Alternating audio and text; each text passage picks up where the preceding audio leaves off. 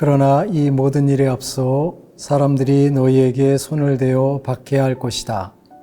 너희를 회당과 감옥에 옮기고 내 이름 때문에 너희를 임금들과 총독들 앞으로 끌고 갈 것이다.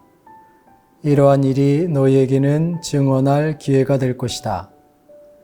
그러나 너희는 명심하여 변론할 말을 미리부터 준비하지 마라.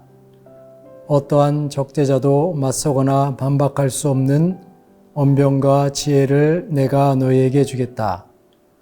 부모와 형제와 친척과 친구들까지도 너희를 넘겨 더러는 죽이기까지 할 것이다. 그리고 너희는 내 이름 때문에 모든 사람에게 미움을 받을 것이다. 그러나 너희는 머리카락 하나도 잃지 않을 것이다. 너희는 인내로써 생명을 얻어라. 예수님, 오늘 복음에서 예수님은 재난이 시작되지만, 박해가 시작되지만 그것을 잘 넘기고 극복할 수 있을 것이라는 위로와 희망을 주십니다. 그런데 복음을 읽어보면 너희는 머리카락 하나도 잃지 않을 것이다, 이런 표현이 나옵니다. 그런데 실제로 많은 순교자들이 목숨을 잃었죠. 특히나 로마 시대에는 많은 순교자들이 사자의 먹잇감이 되어 밥이 되어서 자신의 목숨을 잃었습니다. 그런데 예수님은 머리카락 하나도 잃지 않을 것이다 라는 말씀을 하시고 계시는데, 이 말을 어떻게 이해할 수 있을까? 아마도 이러한 예수의 말씀을 이해하기 위해서는 이제는 우리들의 시선, 시각을 영적인 차원으로 변화시키지 않으면 쉽게 이해하기 어려울 것입니다.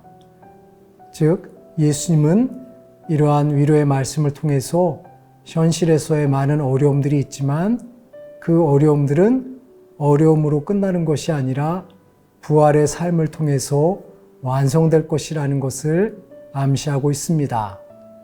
물론 종국에는 부활의 기쁨이 있겠지만 이러한 예수의 말씀은 현실을 살아가는 우리들에게 또한 현재적으로도 위로의 말씀이 될 수가 있습니다. 우리가 예수님을 믿고 따르다 보면 많은 어려움과 고통스러움이 있겠지요. 하지만 그 많은 어려움과 고통스러움은 어려움으로 끝나는 것이 아니라 그 고통스러움이 있기 때문에 더 절박하게 예수님께 가까이 가게 되고, 예수님께 가까이 가게 됨으로 인해서 우리는 예수님과 더 깊은 친교와 일치를 형성할 수 있는 것은 아닌가 하는 생각을 합니다. 또한 고통스러움이 있을 때 예수님께 다가가면 그 고통스러움은 고통스러움으로 끝나는 것이 아니라 고통스러움이 견딜 수 있는 고통스러움이 되고, 어려움은 견딜 수 있는, 참을 수 있는 어려움이 될 수 있습니다. 왜냐하면 예수님은 우리와 함께 해주시고, 함께 해주심으로 인해서 우리들의 무거움을, 우리들의 고통스러움을 함께 짊어지고 함께 견디어 주시기 때문입니다. 우리는 예수님을 시각적인 눈으로, 육체의 눈으로만 바라보려고 하면 결코 예수님을 만날 수 없을 것입니다. 하지만 우리는 영적인 눈으로, 보이지 않지만 함께 하심을 믿는 눈으로 예수님을 바라볼 때 예수님이 함께 해주시고 함께 무거운 짐을 짊어지고 계신 것을 체험할 수 있을 것입니다. 마치 부모님들이 어려운 삶의 여정에서도 자녀들을 믿고 자녀들을 위해서 헌신하면서 살아가는 그 모습이 바로 예수님과 우리의 관계가 아닌가 하는 생각이 듭니다. 부모님들이 그 어려움을 견딜 수 있는 것은 자녀들에 대해, 자녀들을 통해서 희망을 가질 수 있고 미래에 대한 기쁨을 생각하기 때문에 그 어려움을 견딜 수 있는 것처럼, 우리들이 고통스러움 속에서도 그 어려움을 견딜 수 있는 힘은 예수님께서 함께 해주신다는 것에 대한 영적인 믿음이 있기 때문에 그 어려움을 견딜 수 있는 것은 아닌가 하는 생각이 듭니다. 그러므로 우리는 이제 영적인 눈으로 세상을 바라보며 살아가야 될 것입니다.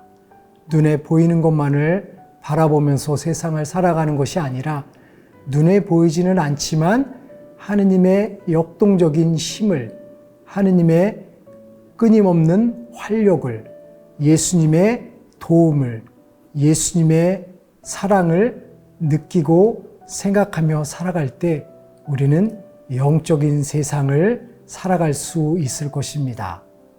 아마도 박해 시대에 많은 순교자들은 박해의 어려움 속에서 자신들이 결국은 죽을 것이라는 것을 알고 있었지만 그럼에도 불구하고 그 죽음을 용감하게 받아들일 수 있었던 것은 그들에게는 영적인 눈이 열려져 있었고 믿음의 눈이 열려져 있었기 때문에 그들은 기쁜 마음으로 자신의 고통을 감수 인내할 수 있었던 것이라고 생각이 듭니다.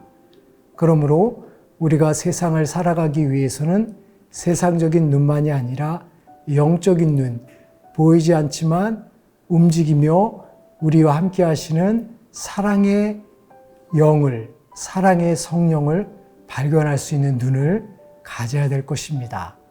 그 영적인 눈을 갖기 위해서는 끊임없이 기도하며 예수님과의 깊은 친교를 나눌 때 우리는 영적인 눈이 열릴 것입니다. 우리가 영적인 눈을 갖고 세상을 살아갈 때 보이지 않던 형제의 따뜻한 마음을 발견할 수 있었고 형제의 사랑스러운 눈빛을 바라볼 수 있을 것입니다.